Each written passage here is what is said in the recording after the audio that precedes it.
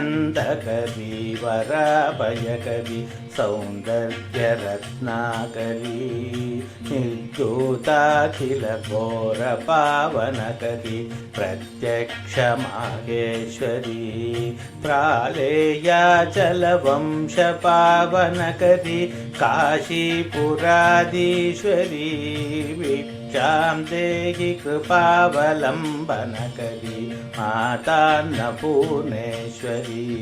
नानारत्नविचित्रभूषणकरी हेमाम्बराडम्बरी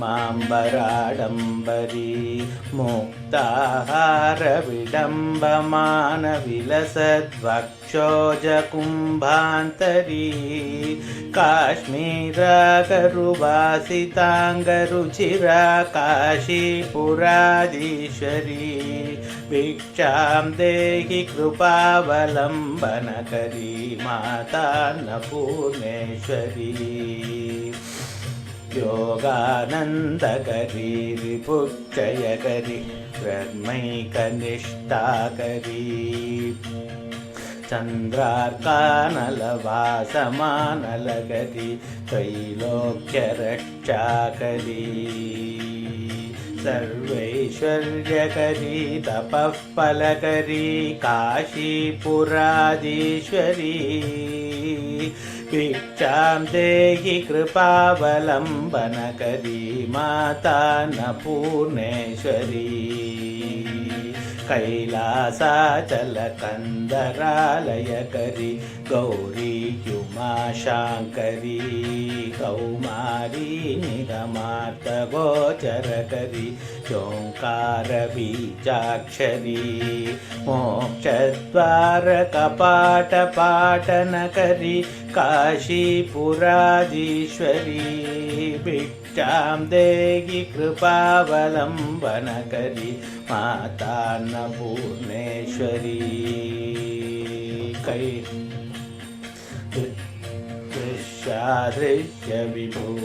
दृश्यादृश्यविभूतिवारणकरी ब्रह्माण्डभाण्डोदरी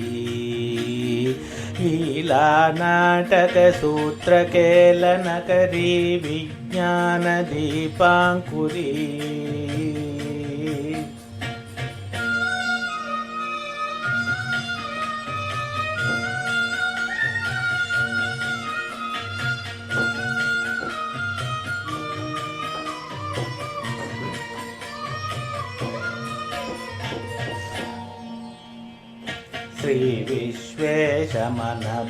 श्रीविश्वेशमनप्रसादनकरी काशीपुराधीश्वरी भिक्षां देहि कृपावलम्बनकरी मातान्नपूर्णेश्वरी आदिक्षान्तसमस्तवर्णनकरी शम्भुप्रिया शङ्करी काश्मीरत्रिपुरेश्वरी त्रिनयनी विश्वेश्वरी शर्वरी स्वर्गद्वारकवाटपाटनकरी काशीपुराधीश्वरी भिक्षां देहि कृपावलम्बनकरी मातान्नपूर्णेश्वरी ऊर्वी सर्वजनेश्वरी भजयकरी माता कृपासागरी नारी नीलसमानकुन्तलधरी नित्यान्नदानेश्वरी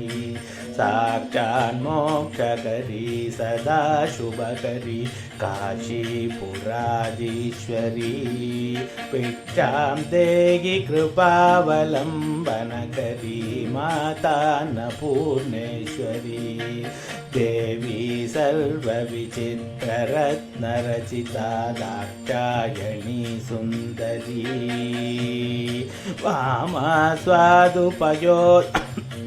प्रियकरी सौभाग्यमागेश्वरी भक्ताभीष्टकरी सदा शुभकरी काशीपुराधीश्वरी भिक्षां देहि कृपावलम्बनकरी मातान्नपूर्णेश्वरी क्षत्रत्राणकरी महाभयकरी माता कृपासागरी सर्वानन्दकरी सदाशिवकरी विश्वेश्वरी श्रीधरी दक्षाक्रान्तकरी निरामयकरी काशीपुराधीश्वरी भिक्षां देहि कृपावलम्बनकरी माता अन्नपूर्णेश्वरी